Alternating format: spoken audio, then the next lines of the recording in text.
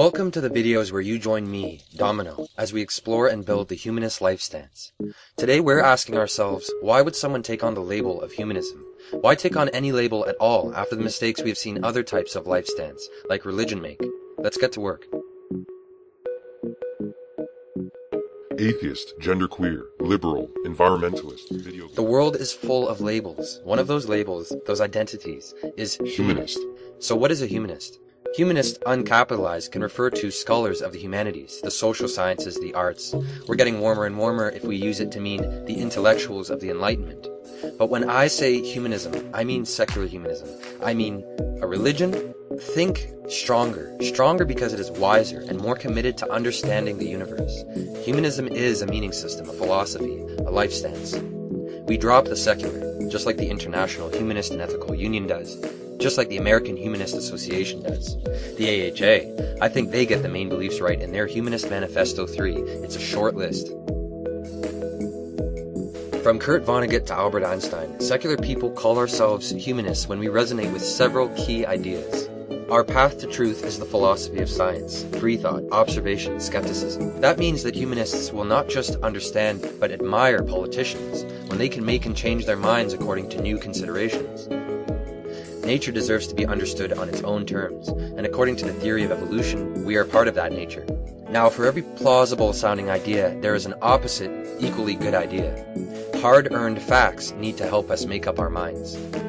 This can be extremely difficult, and the facts can be ugly, but we persevere because nature is always more amazing than we could have imagined. We talk in terms of naturalistic ethics, which means we don't need permission of the universe to use reason and love to pursue the interests of the living. For example, we might question whether we should be cruel to criminals, when a criminal turns out to be a child who suffered from a lack of social skills, lack of social support, poverty and joblessness, poor education and abuse. It's just that when that child gets bigger, we call it a criminal. Humanists believe that we can live a life of inspiration and purpose pursuing these ideals. There is an increasingly rich heritage of art and culture to enjoy during these lives, the only lives that we get. Relationships are crucial to a good life. The science of happiness, positive psychology, finds this over and over again. It's one more reason to find your tribe. We pursue equality and believe great individual happiness comes from this pursuit. We respect differing views, so long as they are humane, because we want an open, secular, democratic society, environmentally sustainable too. It's a nice list. That's what people mean when they say their life stance is humanism. But then we might wonder. In many ways, humanism is different from the belief systems that humankind had when it was younger. Our label does not promise someone will escape death. No, we believe that death is real. Humanism is not a group with the support of ghosts, gods, or other magical forces that have every power in our imagination. Calling yourself a humanist will not make you permanently happy, not in any sense of the word. Life is tough that way. Sometimes we have to just soldier on. So your life is limited. There's no supernatural backup, and you can't spend every moment happy. But there is a strategy behind taking on a title, a reason that we might want to do more than fit a definition, but define ourselves, say, I am a humanist, out loud to others, but also, importantly, to ourselves. It's a chance to become a part of something bigger, more than one human. I think you should represent this belief system, post up that happy human logo, or wear it on you because you want to join an ongoing movement. Life's happinesses, the simple pleasures, captivating activities, love, purpose, accomplishments, those happinesses are not permanent upgrades, but we can stumble on more of those moments if we work together. Magic is never on our side. That's not the full story either, because what we call magic today is something we earn the right to call technology and normal tomorrow. When people unite over a shared vision, we can discover the real magic of reality.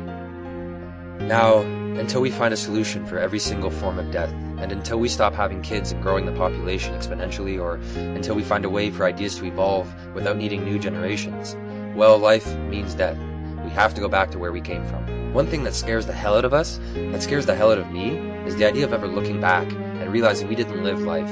The idea of regret. And when people regret, do you know what they're thinking about as we're dying?